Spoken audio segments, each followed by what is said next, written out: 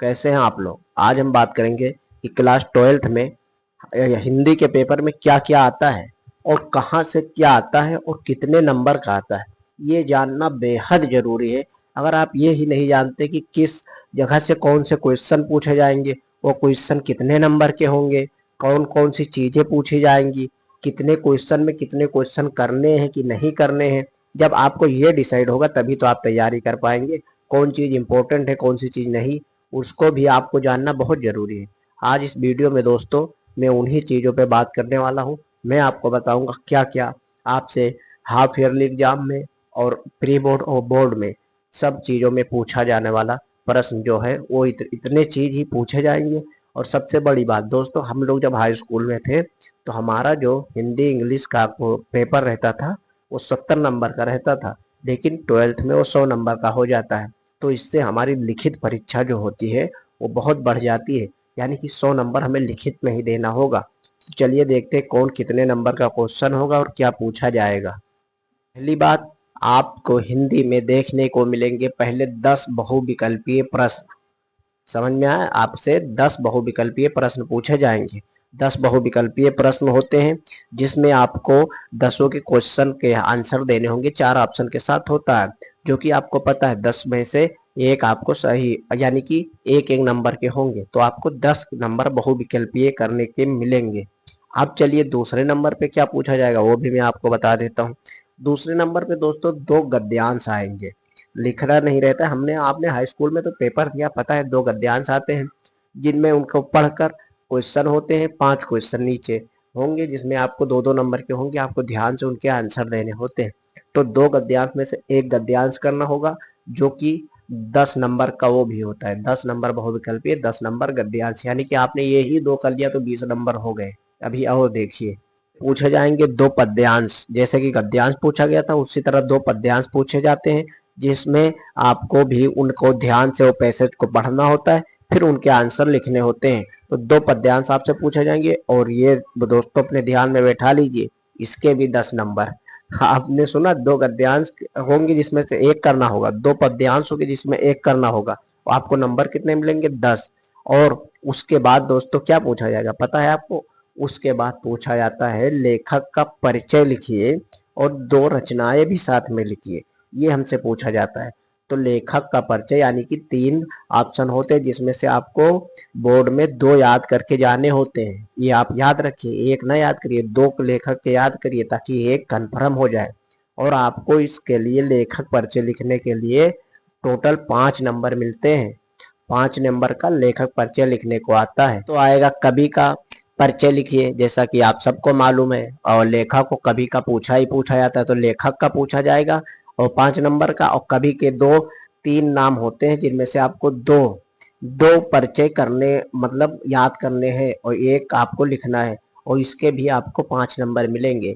अब दोस्तों इसमें लिखा हुआ है, जो मैंने लिखा उसमें लिखा पंचलाइट कहानी का उद्देश्य। इसमें पंचलाइट और 2 कहानियां आती हैं। 2 कहानियां, ये इंटर की बात मैं बता रहा हूँ, हाई स्कूल में मत लेना।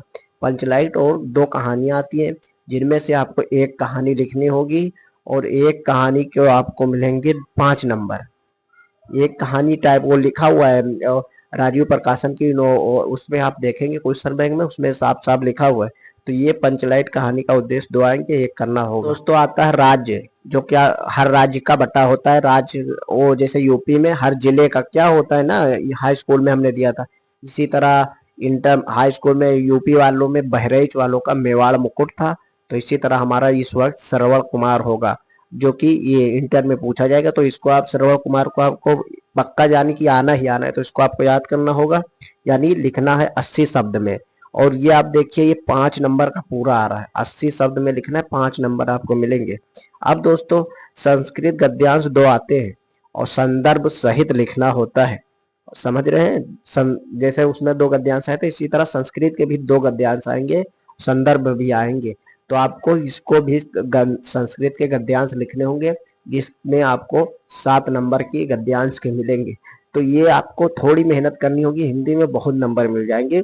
फिर संस्कृत के पद्यांश 2 आएंगे जिसमें से आपको एक करना होगा, वो भी संदर्भ सहित होगा और उसके भी आपको 7 नंबर मिलेंगे। सुना आपने, गद्यांश दो होंगे, एक करना होगा। संस्कृत में पद्यांश दो होंगे, एक करना होगा। दोनों 7-7 नंबर, यानी कि 14 नंबर आपके कन्फर्म। अब दोस्तों हम बात कर लेते हैं, मुहावरा 4 होंगे और एक करना होगा अर्थ लिखकर प्रयोग करके। जैसे नाच न जाने तो आंगन टेढ़ा। अब इसमें तो आपने लिखा, इसका अर्थ लिखेंगे, फिर इसका एक वाक्य भी लिखना पड़ेगा आपको। अर्थ लिखकर प्रयोग क्या, कहाँ पे प्रयोग किया था। जैसे कोई नहीं, अरे भाई रहने दे, जब तू नाच नहीं पाता तो आंगन टेढ़ा, इस तरह बोलते हैं ना। तो ये, और ये आपको पता है 2 नंबर का होगा। 4 आएंगे, एक करना होगा, इसमें आपको 2 नंबर मिलेंगे। अब आप पठित गद्यांश पर आधारित 2 प्रश्न पूछे जाएंगे, एक करना होगा। ये जैसे आप पठित गद्यांश है जो कि हमारे इंटर में आ गया है, तो इस आता है, तो इसमें दो प्रश्न पूछे जाते हैं, जिसमें से आपको एक करना होगा और एक करेंगे तो आपको मिलेंगे 5 नंबर। तो यानी कि इसमें कन्फर्म चीजें दी है कि आपको सिर्फ याद करना है, पढ़ना है और आपके नंबर कन्फर्म। अब दोस्तों शब्द युग्मों का सही चयन करना होगा, 2 रहेंगे। कितने? 2 शब्द चयन, वो रहता है शब्द का मतलब चयन कीजिए, वो 2 नंबर के और रहते हैं। किसी एक शब्द के 2 सही अर्थ लिखना होगा। जैसे उस पर लिखा रहता है 2 शब्द रहेंगे, उसमें से आपको एक शब्द के 2 अर्थ लिखने होंगे और जिसमें से आपको 2 नंबर वो आराम से देके जाएगा। ये छोटे छोटे क्वेश्चन है।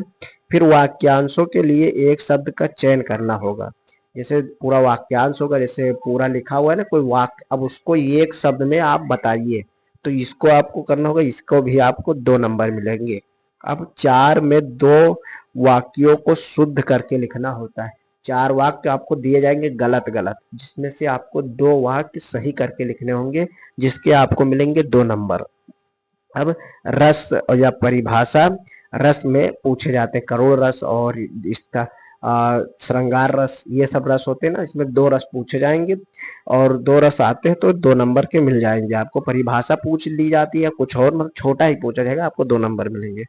फिर उसके बाद अलंकार आएगा। अलंकार अनुप्रास अलंकार, यमक अलंकार, ये 2 आते हैं ना, तो यह इसमें से जो भी आ जाएगा तो आपको इसके भी 2 नंबर मिलेंगे, एक एक करना होगा।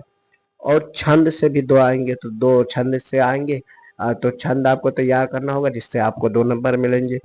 पत्र लेखन, और ये बड़ा इंपॉर्टेंट है, अपने प्रिंसिपल को पत्र लिख के दीजिए या अपने गांव की सफाई के लिए पत्र लिख कर दीजिए। ये आएगा 6 नंबर का, जो कि आपके लिए बेहद इंपॉर्टेंट है और बहुत कम चीज में आपको बड़ा नंबर देकर जाएगा। तो पत्र लेखन आप तैयार कर लीजिएगा। फिर निबंध आता है, जो कि निबंध भाषा शैली के साथ लिखना होगा और निबंध 9 नंबर आपको देकर जाएगा। तो ये था दोस्तों पूरा हिंदी का पूरा भंडारा जो कि मैंने आपके सामने रख दिया है, और आप देख रहे होंगे किस तरह मैंने आपको एक एक चीजें लिख कर, मैंने इसमें बहुत मेहनत लगी है दोस्तों, ये मत समझिए मैं आपको बता, पहले मैंने इसको नोट्स के टाइप उतारे हैं, फिर मैंने अब आपको समझाया। 100 नंबर का पेपर होगा, जिसमें से इतनी चीजें हैं। ये मान लीजिए दोस्तों इसमें 80 नंबर जो आपको कन्फर्म बताएंगे कि यहाँ यहाँ से आएंगे, सिर्फ आपको पढ़ना है, याद करना है।